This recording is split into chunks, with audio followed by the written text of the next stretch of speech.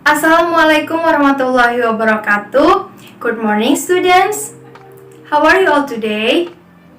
Ya, Miss harap kalian semua dalam keadaan baik dan sehat ya. Oke, karena sekarang kita masih berada di era pandemi, so jangan lupa tetap selalu mematuhi protokol kesehatan, menjaga jarak, memakai masker, dan mencuci tangan dimanapun kalian berada. Salam! Coronavirus atau yang lebih dikenal dengan COVID-19 adalah virus yang muncul di tahun 2019, lalu menyebar dengan cepat ke seluruh dunia dan menjadi pandemi. Perlu diupayakan langkah sistematis dan tepat untuk menahan laju penyebarannya agar tidak semakin meluas. Salah satunya dengan menerapkan protokol kesehatan secara disiplin oleh semua pihak. So pasti kita semua ingin pandemi ini segera usai kan? Lalu, apakah gerakan 5M itu? 5M adalah gerakan pencegahan COVID-19 yang dicetuskan pada tahun 2020. Berisi 5 hal penting yang wajib diterapkan oleh kita semua. Karena kelima hal itu diawali dengan huruf M, makanya dinamakan 5M. Ayo kita cari tahu. Pertama, memakai masker. Ketika keluar rumah, sebaiknya memakai masker. Tidak hanya asal memakai masker loh ya. Oh, no, tidak. Bukan seperti itu cara memakainya. Pasang masker dengan benar. Eits, nggak gitu juga ya. Nah, gitu, baru cakep. Gunakan masker menutup sebagian wajah kita dari dagu sampai menutup mulut dan hidung. Serta, pastikan tidak ada sela antara wajah dan masker. Kedua, mencuci tangan. Sebelum memakai masker, sebaiknya terlebih dahulu mencuci tangan dengan bersih ya. Bukan mencuci tangan di ember cucian. Cucilah tangan secara merata di seluruh telapak tangan. Pakailah sabun dan cucilah tangan dengan air yang mengalir. Cucilah tangan sesering mungkin ketika hendak melakukan aktivitas apapun dan dimanapun. 3. Menjaga jarak. Karena suatu urusan yang penting, suatu saat kita terpaksa harus keluar rumah. Nah, yang harus diingat jika kita harus bertemu orang lain adalah tetap menjaga jarak minimal 1-2 meter ya. Tapi jangan terlalu jauh juga gitu kali ya. Hehehe. Berikutnya yang keempat, menjauhi kerumunan. Contohnya, jika kita diajak emak-emak tetangga untuk bergosip, sebaiknya ditolak. Karena dikhawatirkan corona akan tersebar saat kita berkerumun. Kan gak asik kalau ngegosip tetangga udah dosa kena COVID lagi. Duh, astagfirullahaladzim, jangan deh. Dan yang kelima, mari kita membatasi mobilitas dan interaksi. Apabila tidak ada kegiatan penting di luar rumah, maka lebih baik di rumah saja. Atau jika memungkinkan, kegiatan dilakukan secara online untuk mengurangi interaksi dan mobilitas. Untuk itulah dicanangkan gerakan 5M sebagai salah satu upaya strategis untuk meminimalisir penyebaran COVID-19 di Indonesia. Sebelum kita memulai pembelajaran, jangan lupa untuk mengklik absen di e-learning SMP Wahidin terlebih dahulu. Oke, sebelum berlanjut ke pembelajaran inti, kita doa dulu yuk sama-sama. Sebelum belajar, alangkah baiknya kita berdoa dulu. Mudah-mudahan kita diberi ilmu yang bermanfaat dan kita diberi kemudahan untuk paham.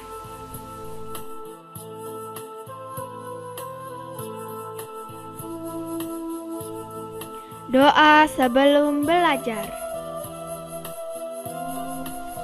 Bismillahirrohmanirrohim. Rabbi zidni ilma warzuqni fahma.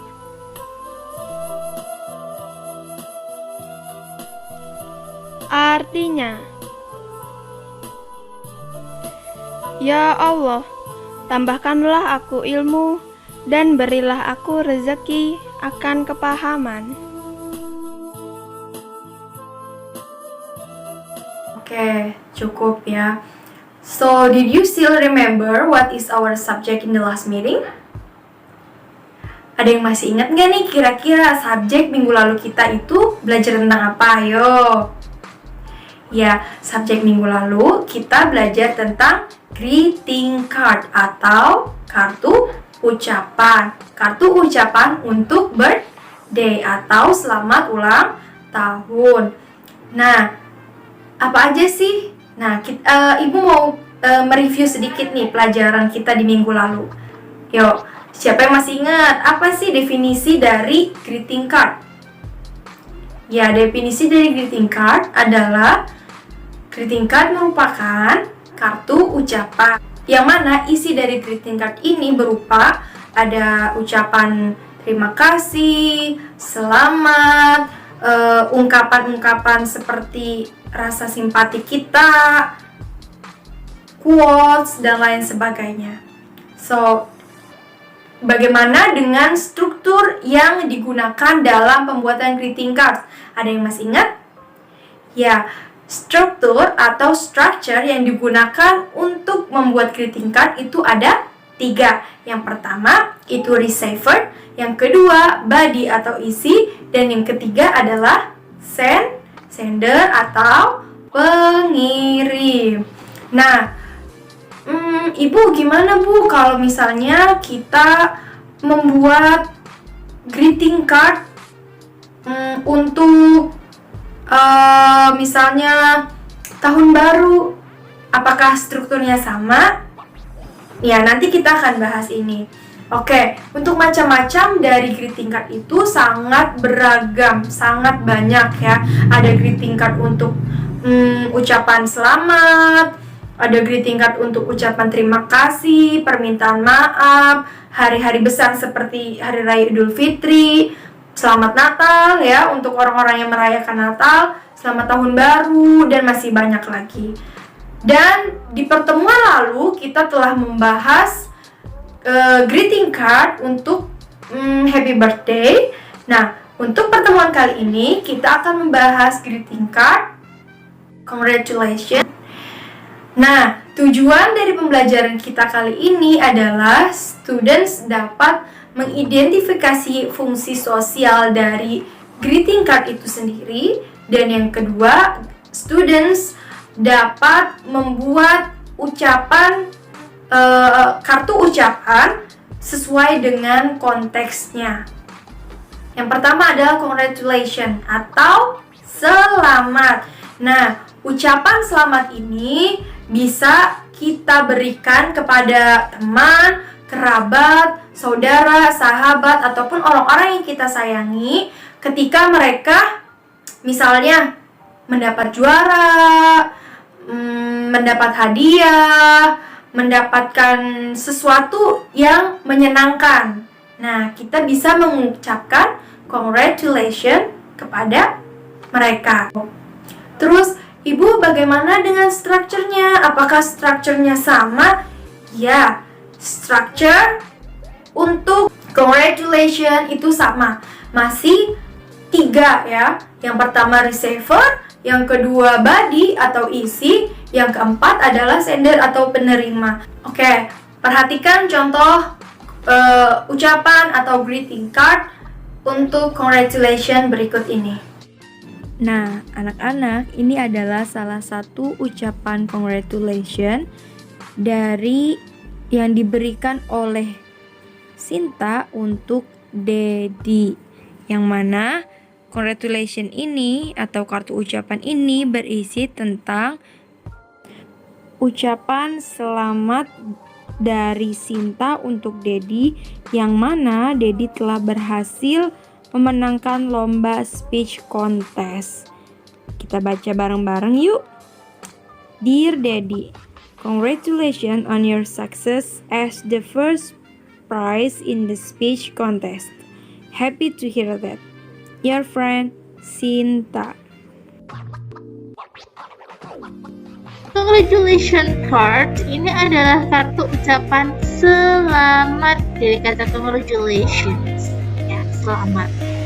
Contohnya seperti ini. Dear Sophie, congratulations on your success in English competition. I hope you do the best for the future. Jimmy. Ini adalah kartu ucapan selamat karena Sophie memenangkan English competition. Ini dikirim oleh Jimmy. Bagaimana kita bisa tahu ini adalah congratulation card atau bukan? Ciri-cirinya adalah ada kata congratulation, ada kata happy biasanya, ada kata congratulation, kemudian juga ada hope of you. Kalau ada kata-kata congratulations, ini berarti dia adalah congratulation card. Ucapan selamat ini biasa digunakan ketika seseorang get achievement atau mendapatkan sebuah pencapaian tertentu atau prestasi tertentu. Winning competition, memenangkan kompetisi, get new job atau mendapatkan kerjaan yang baru. Pass an exams, dia sudah menyelesaikan ujian atau graduation, misalnya sedang wisuda. Jadi kata ucapan ini diberikan ketika hal-hal ini, ya. Berikutnya adalah tentang purpose atau tujuan. Ini biasanya dalam soal-soal purpose atau tujuan itu ada beberapa kalimat khas yang biasa ditanyakan. Kalimat pertama yang ditanyakan adalah what is the text written? Ada kata-kata written di sini. Kalau nggak ada kata-kata written, ada kata-kata written for. Kalau nggak gitu, purpose atau tujuan. Next, what is the social function? Jadi sama aja. Purpose, social function, written for, written. Yang terakhir ada kata-kata intention. Tujuannya, maksudnya apa? Nah, jadi kalau misalnya ada pertanyaan salah satunya ini, ada what is the text written? The text is written for. What is the purpose? What is the social functions? Atau what is the writer's intention? Maka soal-soal ini berarti dia menanyakan tentang tujuannya. So, what is the purpose of the greeting card? The purpose of the greeting cards yang pertama adalah to congratulate, untuk memberi ucapan selamat. Atau yang kedua, to appreciate. Yang ketiga, to praise. Nah, congratulate, to appreciate, to praise ini biasanya digunakan untuk congratulation card. Jadi nanti kalau misalnya ada soal tentang purpose atau tujuannya, kita tinggal nyari aja kata-kata di depannya. Apakah ada congratulate atau ada appreciate atau to praise, tinggal milih, nggak lihat di belakang-belakangnya apa. Oke. Dan yang terakhir, tujuan yang terakhir, the purpose of the last purpose is to show sympathy. Tapi untuk yang terakhir ini, to show sympathy ini hanya digunakan untuk condolence letter atau condolence card. Jadi hanya digunakan untuk kartu ucapan bela sungkawa. Kalau nggak gitu untuk get well card gitu, ya. Selanjutnya beberapa kosakata yang sering keluar dalam greeting card. Yang pertama adalah wish atau hope, artinya berharap. Congratulations, selamat, sama aja kayak congratulate, artinya juga memberi ucapan selamat. And then win, menang, atau won juga sama menang, better, lebih baik. And then proud, bangga. Achievement, prestasi. Dan terakhir adalah recovery atau pulih. Jadi kalau misalnya ada kata-kata recovery itu sama artinya dengan get well soon, artinya semoga cepat. Well, my students, kesimpulan dari materi kita hari ini adalah greeting card congratulations adalah kartu ucapan yang diberikan oleh seseorang kepada temannya ataupun orang lain, kerabat, keluarga, dan lain sebagainya yang berisi tentang ucapan selamat. Ya, seperti itu. Ibu harap kalian mengerti materi kita hari ini. Dan jangan lupa untuk mengisi evaluasi yang ada di e-learning SMP Wahidin. So, let's close our class today by reciting hamdalah together. Alhamdulillahirabbil alamin. Doa sesudah belajar. Allahumma inni astaudiuka ma'allamtanihi farduthu ilayya inda hajati wala tansanihi ya rabbal alamin. Allahumma inni astaudiuka ma'allamtanihi farduthu ilayya inda hajati wala tansanihi ya rabbal alamin.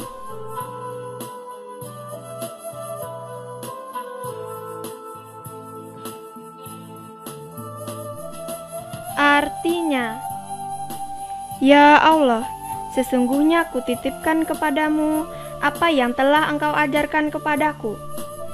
Maka kembalikanlah kepadaku saat aku membutuhkannya, dan janganlah Engkau jadikan aku lupa kepadanya, wahai Tuhan semesta alam.